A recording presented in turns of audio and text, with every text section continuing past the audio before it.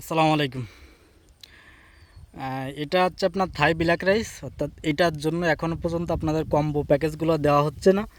এইটা এখনও রেডি হয় নাই। তো মূলত ভিডিওটা করার কারণ হচ্ছে আপনাদের ফলনটা একটু দেখানোর জন্য। কিন্তু ঘটনা হচ্ছে গাছ সবুজ, ধান কালো, যে কারণে এই গাছ এখনও সবুজ এভাবে পাকিও নাই। তো সবুজের ভিতরে কালো আসলে দেখাটাই মুশকিল। আর গাছ হয়েছে বিশাল গাছ, কিন্তু ফলন এত পরিমাণে হয়েছে মাশাল্লাহ, এটা আপনাদের আসলে সরাসরি না দেখায় ক্যামেরায় বোঝানোটা মুশকিল হয়ে যাচ্ছে। কারণ গাছ এখনও সবুজ আছে, কিন্তু ধান আপনার পিড়ায় কাটার মতো হয়ে গেছে, উপযোগী হয়ে গেছে। কিন্তু আপনার গাছ সবুজ আবার ধান কালো, যে কারণে বোঝা যাচ্ছে না, ফোকাস নিচ্ছে না ক্যামেরায় সবুজের ভিতরে। আর এত বাল মানে এত ভারী আর এত লম্বা যে আপনার সবাই ধানের ভিতরে ঢুকে গেছে, যে কারণে আমি আসলে এভাবে বোঝাইতে পারতেছি না। সরাসরি যারা এখন আসবেন তারা আসলে মূলত দেখতে পারবেন যে ফলনটা কোন লেভেলের। এটা সমস্যা হচ্ছে এটা লেট ভ্যারাইটি, যেমন আজকে আমার পানি দেওয়া লাগবে, আজকে পানি দিয়ে আর 2 দিন পর ইনশাল্লাহ কাটবো, তা নাহলে কিছু সিটা তো হয়ে যেতে পারে।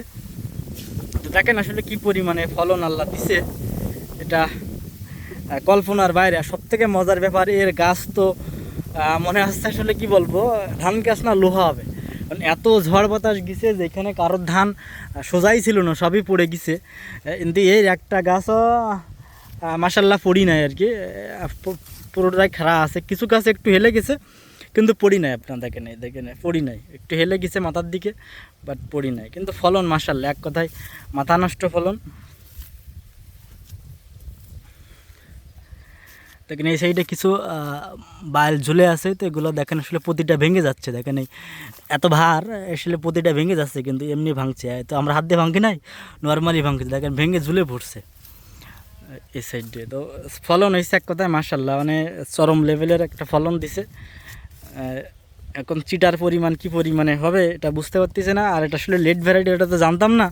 জানলে হয়তো ওটা আর্লি আমরা লাগাইতাম, দেখা যাচ্ছে 10 দিন যদি আমি আগে লাগাতাম তাহলে এখন অলরেডি কাটা হয়ে যেত। কিন্তু আমি তো বুঝতে পারি নাই, যে কারণে একটু লেট হয়েছে আর কি। মোটামুটি এটা আসলে 140 দিন এর বয়স ধরা যায়, 140 দিনের আগে এটা ওঠানোটা মুশকিল।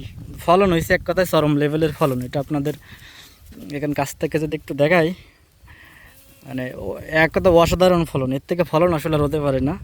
যে লেভেলের গাছ সেই লেভেলের বাইল লম্বা, মানে শীষ লম্বা, যেটা প্রচুর লম্বা।